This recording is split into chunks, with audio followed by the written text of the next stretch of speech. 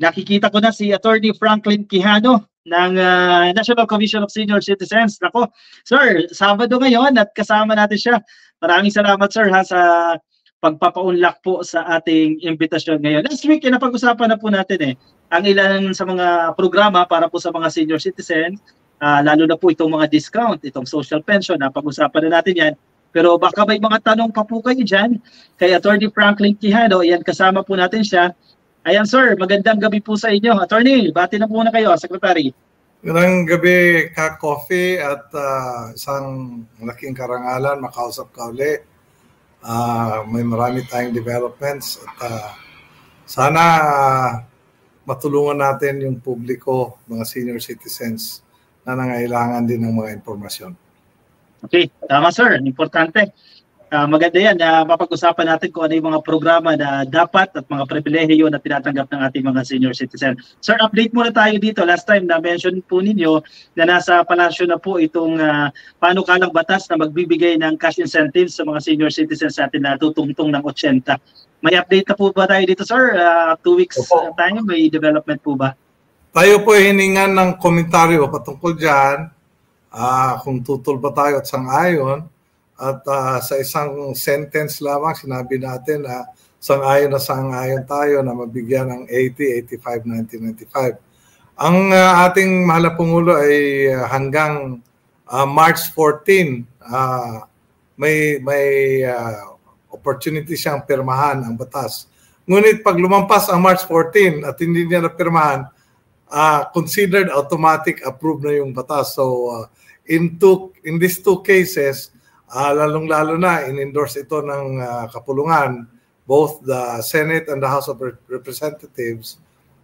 Sana po ma-approve ito at wala pong magiging hadlang sa approval ng ating bagong batas patungkol sa amendment ng Centenarian Law, dahil ang Centenarian Law ay tumatanggap ang 100 years old at ito naman pati ang 80, 85, 90 at 95 makakatanggap na rin once ma-approve itong batas na ito before March 14.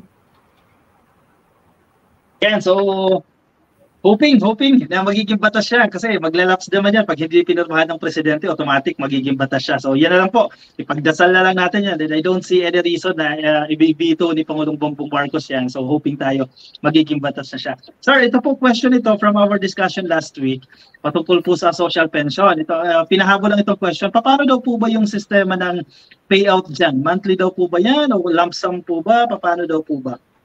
Naku po ka, Coffee, ang dapat tanungin niya ng DSWD. May mga panahon kasi na ang ginawa ng DSWD ay dinownload niya doon sa mga local governments. Tapos may mga panahon din na ginawang every 6 months. Tapos nagreklamo ang Kongreso at pinatawag sila, ginawa nilang 3 months. Ngayon naman, gagawin na naman nilang 6 months. So ang DSWD sa ngayon pa ang namamahagi sa social pension.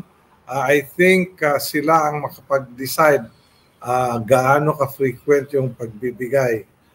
And we hope that, kasi starting January yan So we hope that starting January makakatanggap na yung mga social pensioners na noong nakaraang taon ay 500, ngunit ngayon ay ginawang 1,000. Yun nga lang, may ilang mga gustong sumali na consider na ng DSWD at tinawag na waitlist hanggang ngayon, hindi pa makakatanggap dahil waitlist pa sila. Kaya ang lumalabas, yung mga waitlist hindi nabibigyan, ngunit yung mga tumatanggap ng 500, mabibigyan na ng 1,000. Kaya may mga ibang mga komentarista na nagsabi, sana ang ginawa ng batas, yung inuna yung waitlist. Ngunit wala na tayong magawa, Coffee, nandiyan na po yung batas. Kaya sana po ipagpauminin ang hindi nabibigyan ang waitlist dahil ito po yung nangyari sa batas. At syempre, ang batas na nag-define yan, nagiging binigyan lang ang social pensioners. Yung mga waitlist, walang binigyan. Pero sir, retroactive naman to, no? Well, dapat retroactive ka, Coffee. Ngunit kailangan tanungin ang ating pamahalaan, tanungin ang ating mga congressman at senador kung paano ito magiging retroactive at saka tanungin kung, kasi dapat April pa last year makakatanggap na ng 1,000. Ngunit wala pa nga pong pera dahil yung batas na ito ay naipasa sa panahon na final na yung National Expenditure Program ng ating executive branch. Kaya hindi po na-anticipate ito. Kaya na-approve ang batas at hinahanapan ng budget for 2023. Ngunit sa budget ng 2024, mayroon na pong siguradong magagamit para sa 1,000 para sa social pension. Sir, may mga nagpahabol din na tanong doon sa social pension. Konting balikan lang natin, sir, no? Sa mga hindi nakakatanggap, alam nila sa sarili nila na wala silang matatanggap na suporta mula sa pamilya nila, and then tapos po talaga, considered na indigent po sila. Ano ang gagawin nila ulit, sir? Saan sila pupunta? Sa mga ka-coffee natin, sa mga senior citizens po natin na they think na qualified sila dito sa social pension?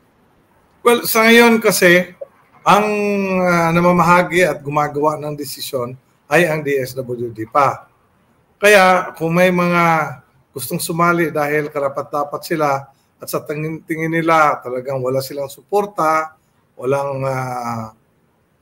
may kapansanan sila, sakitin sila o mahina sila, pwedeng sumulat po sa ating regional director ng DSWD. Of course, address yan sa secretary ng DSWD, ngunit dahil regionalized tayo, idaan natin sa regional director para mapadali. Tapos sana mabigyan pansin ng ating DSWD. Sige sir, move on tayo dito sa mga benepisyo naman po, mga statutory benefits po ng ating mga senior citizen. Dito sir sa pag-purchase mo ng items, ito lalo na kapag online, kasi mostly digital na lahat ng transactions eh. Ano po yung mga pribilehiyo para sa ating mga senior citizens doon sa mga tinatangkilik nila o pinupurchase silang products via online and through calls po? Bago pa man ako pumunta dyan ka-coffee, gusto kong ipaalam sa inyo at sa lahat ng senior citizens na kahapon doon sa Malacanang, nag-meeting, nagpulong po ang ating mga government agencies na involved doon sa enforcement. So, una nitong kasali natin ay ang National Council for Disability Affairs. So, kasama kay National Commission of Senior Citizens, sila yung tandem na concern doon sa enforcement ng mga benefits na tulad ng tinatanong mo. Ngunit, sinamahan din tayo ng DTI, ng DOH, ng DILG, at ng BIR. At siyempre, nakikita natin sa susunod na panahon, mas marami pa tayong tatawaging mga kasamahan sa ilang mga ahensya para talagang mabigyan ng pansin at ma-enforce natin itong issue ng benefits na karapat-dapat. Hindi lamang para sa senior citizens, hindi lamang para sa PWD, para din po sa solo parent at ibang mga welfare programs.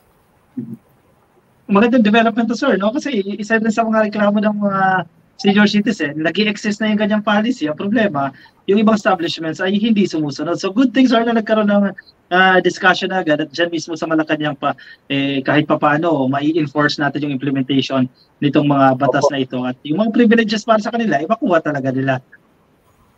So ka-coffee, kahapon, tayo yung nag-preside at nakikita natin na yung a whole of government approach na kung saan ang lahat na ahensya ng pamahalaan kung magkaisa lang, mas mapadali natin yung enforcement.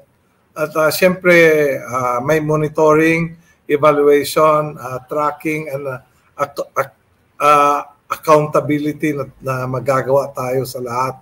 So, ang isa pa sa pinag-usapan dito, hindi lang yung mga benepisyo, yung mga discounts, pati po yung 1% na dapat pumunta sa mga senior citizens at sa mga PWD na budget ng barangay, munisipyo, lungsod, or city, probinsya, at lahat na ahensya ng pamahalaan kasali na nga yung mga GOCC, ay kinakailangan mag-allocate ng 1% para sa senior citizens at para sa people with disability. Kumusta sir yung yung reception ng ibang government agencies sa mga ganung panukala? Actually, ang lahat ay natutuwa dahil it was the first time na nakapagtawag na ganung meeting. Siyempre, hindi dahil sa nung December nagkaroon ng MOA between DBM, NCSC, NCDA, and DSWD. Doon natin nakita yung kahalagahan ng whole of government approach at nung December nagkausap tayo with the Executive Director of NCDA, si Director Dandy Victa, na mag-usap sa January. So bago pa nga tumawag yung Kongreso ng meeting, kami po ay nakapagsundo na mapag-usapan itong whole of government approach. Kaya nung tinawag tayo ng Kongreso patungkol sa implementasyon ng maraming mga kontrobersya doon, sa hotel at kung ano-ano man, nabigay na natin yung commitment na may magkaroon ng talagang pulong ang lahat ng mga government agencies na mag-implement patungkol sa benepisyo ng senior citizen at saka ng persons with disability. Kasi halos pareho ka-coffee yung mga 20% discounts, 20 plus 12, etc. So ang end goal natin dito sir, legislation, kailangan natin ng new policies. Paano yung timeline natin dyan sir, mga time frame, kailan natin possibly mai-enjoy itong mga additional benefits na ito o programs for senior citizen? Ka-coffee, dalawang aspect yan. Number one, kailangan plansahin yung enforcement. Kasi may nagre-reklamong anong ginagawa nyo sa enforcement. So nakikita natin, kailangan pala mag-sharing of experiences kasi may mga reklamong pinapadala ng mga PWD at dumarating doon sa NCDA. Sa atin naman, umaabot ng more than 5,000 yung reklamo na binigyan natin ng aksyon. Kaya nakikita natin na hindi lang ang dalawang ahensya ay kailangan magkaroon ng response dito. Kasi iba't ibang sitwasyon, iba't ibang ahensya ng pamahalaan ang pwedeng makasama. Kung kunyari sa groceries, si DTI kasama dyan. Kunyari sa medicine, si DOH kasama dyan. Kasama pa nga yung FDA. At marami pong transactions na kailangang lahat ay sumali dahil nangyari doon sa 20% plus 12 na discounts doon sa mga hotel. Pagka nagsabi si hotel na may promo, kailangan alam ng DTI na talaga bang may promo. Yun yung mga coordinative na trabaho natin at tayo natutuwa na sumali ang lahat. Ang susunod na hakbang nito is ipalalim, lalong-lalo na yung tanong sa booklet. Doon, yes po. I-digitize na yung mga booklet kasi yun ang nagpapahaba sa pila Yan, pinag-usapan po doon. So, preliminary, umpisahan natin, tapos may mga susunod na meeting para plansahin ang mga items na nirereklamo ng ating publiko. So, doon sa proposal na i-increase man lang yung discount sa mga items, yung mga non-medicine, yung mga items natin, di ba limited lang siya per a week? Parang last time you've discussed na parang 65 pesos lang ang maximum na pwede nilang makuhang discount. So may mga moves po ba tayo sir na ilabi na taasan na lang ito or to double that amount? Actually, napag-usapan din yan kahapon ka-coffee kasi hindi man ang percentage ang critical dyan o importante. Noong 2010 kasi, si DTI ay nagsabing bibigyan ng 5% discount yung mga senior citizens na bumibili ng linggo-linggong pangangailangan niya, ngunit ang maximum na amount is 1,300. Noong 2010, ang 1,300 ay nakakabili ng isang sako. Ngayon, hindi na nakakabili ng isang sako. Halos hindi nga kalahating sako ang nabibili. So, Nung ni-raise natin ito sa Kongreso, binigyan ng tickler, reminder ng Kongreso ang DTI na gumawa ng hakbang para mabago ito. Kaya kahapon natanggap natin ang report galing DTI na minamadali nila at nagko-consultation sila para ma-adjust itong 1,300. In fact, ang rekomendasyon ng Kongreso ay 2,500. Kung kaya, ang 1,300 na ang discount ay 65 pesos lamang, kung 2,500 ang threshold, magiging 125 pesos yung discount. At kung linggo-linggo yan, ibig sabihin na 125, 125, lalabas na 500 yung buong buwan. In fact, kung ang isang buwan ay may 5 linggo, more than 500 pa nga. 625 ang mangyari. So, yan po yung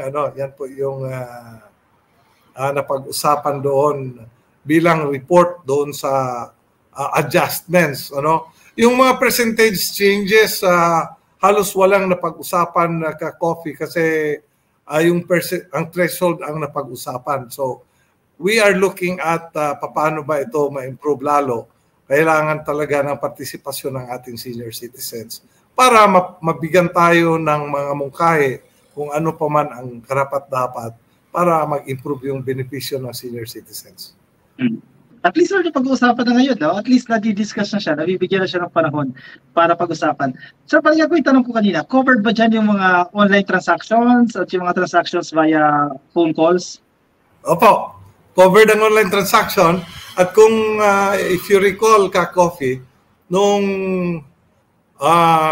COVID, napag-isipan ng ating pamahalaan na dapat i-encourage yung online transaction kasi may e-commerce law na tayo at pwede nang bumili online, lalong-lalo na ang mga merchants kung may online platform sila.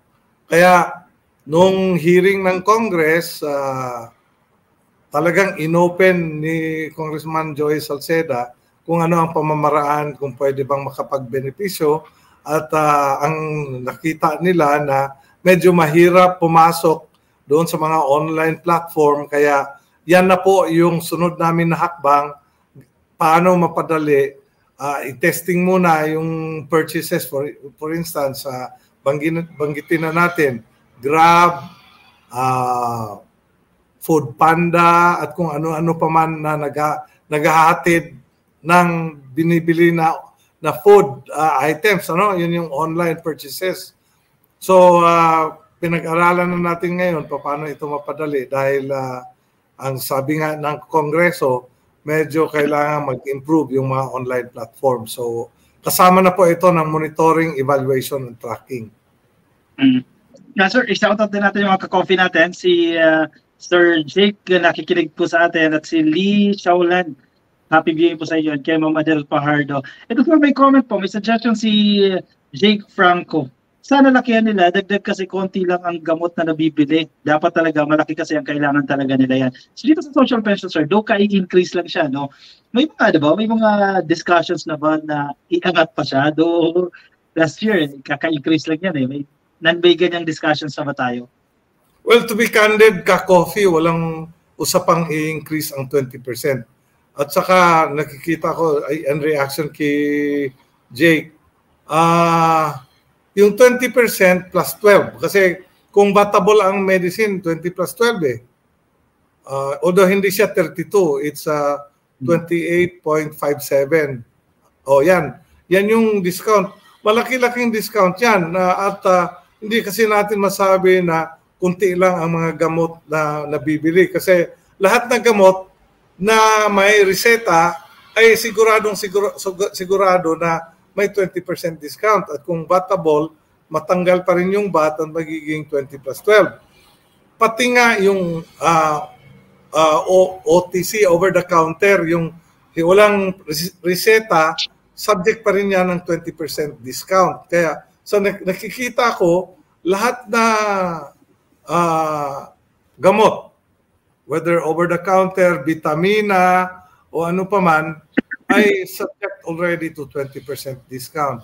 Sana po kung may reklamo patungkol dito, tawagin ninyo ang pansin ng OSCA at bigyan nyo kami ng copy furnish para matawag natin ang pansin ng mga butika na hindi nagbibigay ng benepisyo. Kasi sa nakikita ko, hanggang ano ang dapat bilhin ng senior citizen, mayroon pong 20+12 na discount kung may VAT nga at kung walang VAT, 20% discount.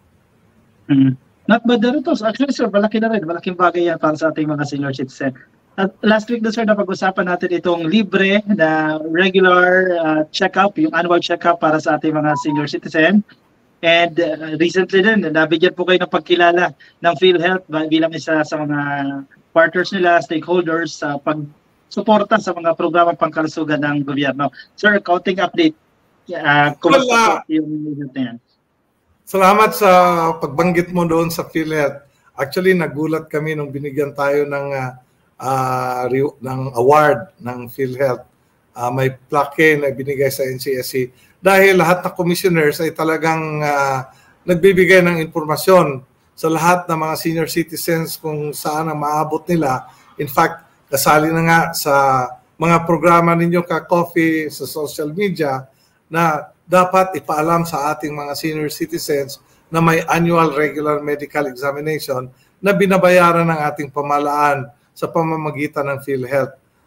Akala ko nga magre-react si PhilHealth kasi siyempre pagka malaman ng lahat, ibig sabihin magagamit yung pondo na nasa PhilHealth.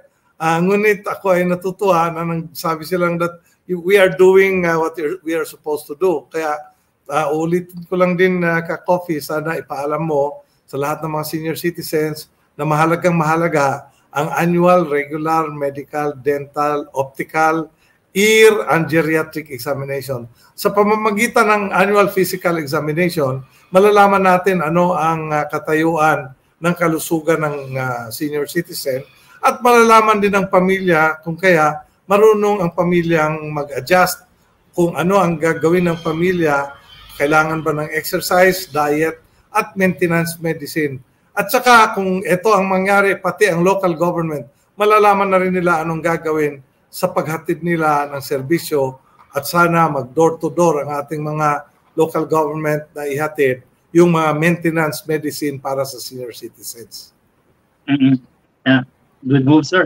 May nagtanong sa atin, ano daw po yung number ng OSCA? Depende po yan sa LGU kung nasa lungsod po kayo. Kakaiba po ng numero. So, kung ang rule niyan yung OSCA na kung saan andun yung transaction. So hindi yung kung saan ka nakatira.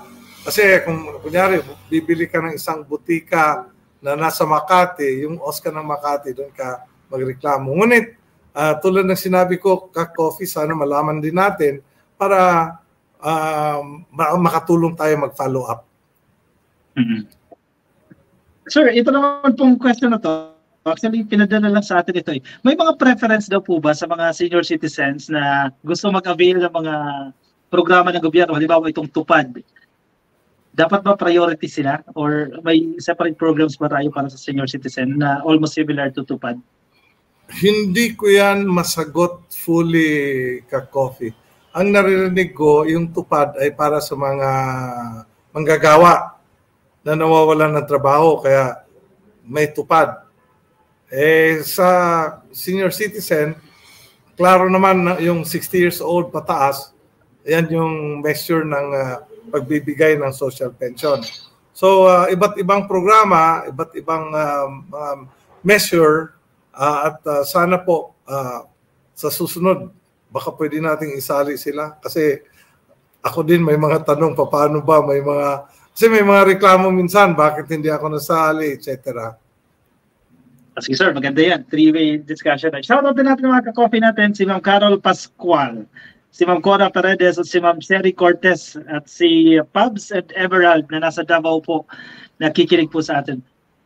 Secretary, baka may nakalimutan tayo, may gusto po kayong i-discuss. Go ahead, sir. Well, actually, ang kasi fresh na fresh pa yung experience ko kahapon, kaya ang isa kong gusto kong pag-usapan natin kung tanggalin yung booklet ano ang dapat gawin. So, ang isa sa napag-usapan doon sa meeting kahapon ay tawagin natin ang DICT kasi nga may mga ibang merchants na nagrereklamo na kung walang booklet, paano nila malaman kung sumubra yung binili. So, yan po yung isang question na hindi lamang sa grocery kasi sa grocery, 1,300 per week nga yan. At sana ma-increase na yan to 2,500 per week.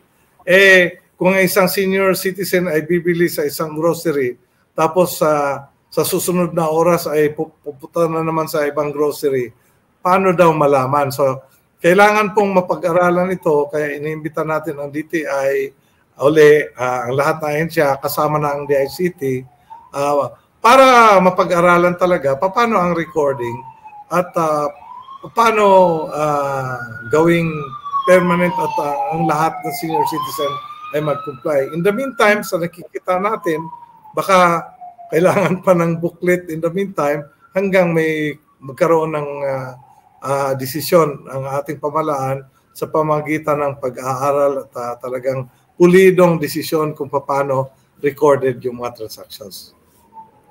In the coming years, medyo high-tech na tayo.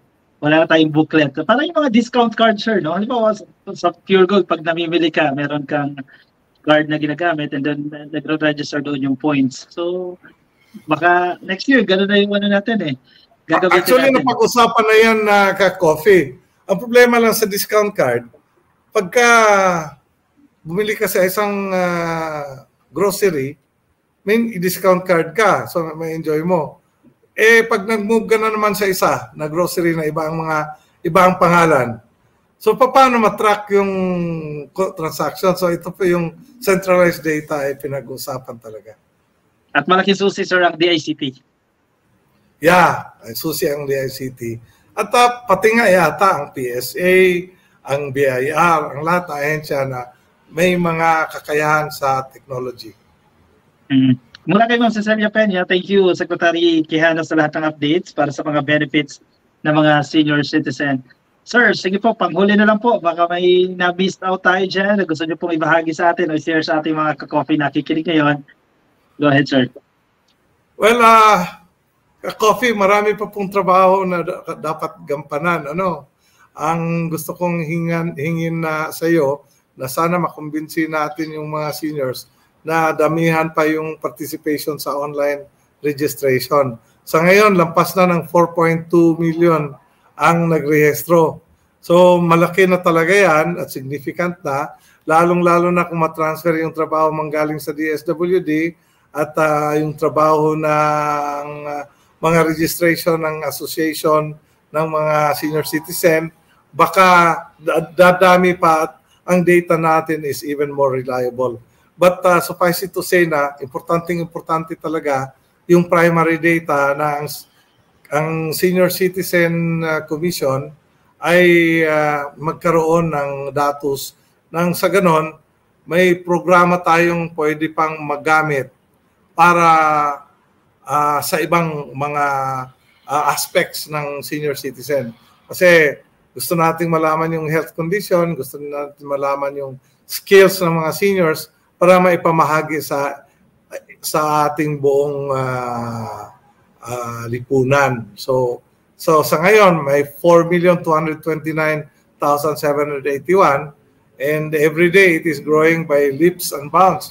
So sa bukas baka aabot na yan ng more than 4,255,000 seniors. So araw-araw po dumarami and sana makumpleto natin ito. Hindi gawang biro ka-coffee kasi pagka kinuha mo yan sa OSCA, ang nakukuha mo ay pangalan lang at address. Ngunit kung mag-online yung senior citizen, kusang loob niyang ibigay yung mga data, medyo mas malaki, mas malawak yung makukuha natin ng mga variables. So ako pa nagpapasalamat sa iyo at sa mga tagapakinig ka-coffee na sana i-improve natin yung serbisyo ng NCSC sa pamagitan ng online registration. Ayan, napakadali na magrehistro. Trinay na natin yan eh. magpa-guide na lang tayo kung medyo may hindrance tayo sa ating mga paningin, magpatulong tayo sa ating mga anak at kamag-anak. Importante ma-register tayo dahil very comprehensive ito, sir, yung mga maraming datos na hinihingi at magiging guide ito sa decision making ng ating gobyerno. Attorney, maraming salamat po sa pagsama po sa atin ngayong gabi. Thank you, sir. Kahit weekend, isang karangalan ka, Coffee. Sana magiging regular na ito kasi mukhang kung weekly ito, ma-update kita weekly din. So maraming salamat. Have a nice weekend, ka Coffee. God bless you. Thank you, sir. Bye-bye po. Ayan, ka-coffee, nakasama po natin si Attorney Franklin Quijano. Siya po ang chairperson ng National Commission for Senior Citizens. Maraming salamat, Attorney Franklin Quijano, sa pagsama sa atin. Alright, sige, ka-coffee. I-end ko muna itong live stream, ka-coffee. Magbabalik ako after 5 minutes. Mag-restart lang ako ng aking live stream. So, yung mga hindi natin na shoutout dyan, balik po ulit kayo. Ayan, teka, ihabol ko lang ito. Si Ma'am Mercy Zamora Gazibi, nakikinig po mula dyan sa Estados Unidos. Happy viewing po sa inyo. At shoutout din po kay Ma'am Men Lebus na nandiyan naman po kay Canada at kay Tarny and Tess Perkins. Uy, si Ma'am Tess Perkins at ang kanyang mga anak po. Happy viewing po sa inyo. Nandiyan po sa Pasig. Maraming salamat po sa pagsama sa atin. I-end ko lang ito pansamantala, ka-coffee. Magbabalik tayo after 5 minutes. Ayan, hopefully makabalik ulit kayo, ka-coffee. 5 minutes lang. Bye-bye.